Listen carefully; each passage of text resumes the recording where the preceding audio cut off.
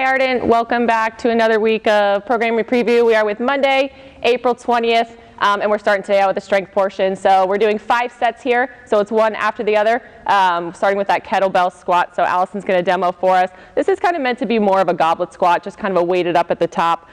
We do have a tempo here of 3-3-1, so it's a 3-second descent down, a 3-second pause in the bottom, and a 1-second explosion back up to the top. She's going to do 8 of those.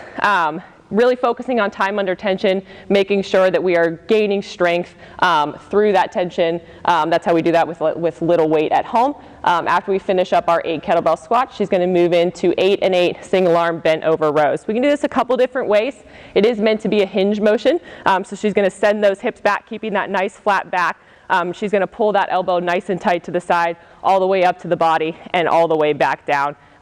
If we can't get to that hinge motion or we don't feel like we're holding tension in our body, you can brace if you've got like a bench, a couch, something.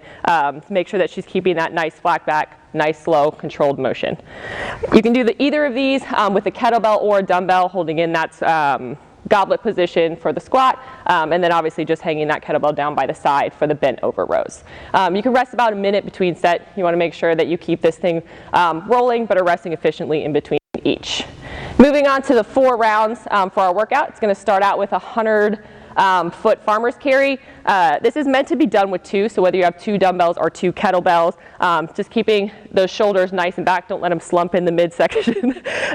So nice and strong through that upper body, getting a good grip on those either dumbbells or kettlebells, obviously walking down and walking back. If you only have one, either kettlebell or dumbbell, you can do this more like a suitcase carry. Try to make sure that you stay nice and upright in that position, not slink down to that one side. You can do 50 down and 50 back. After that farmer's carry, we're moving into a dumbbell deadlift.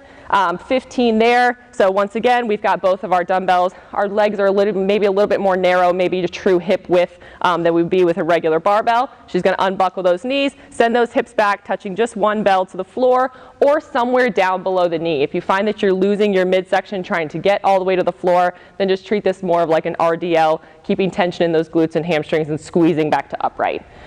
Then she's going to move into her dumbbell hang power cleans. Once again, it's a hinge motion down to somewhere top of knee. She's going to extend through those hips, pop those dumbbells up to that front rack position.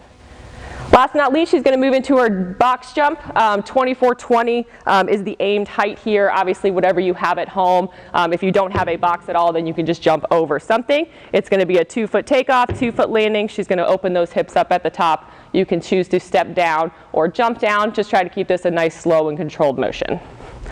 All right, guys, that's what we have for Monday, April 20th. Have fun.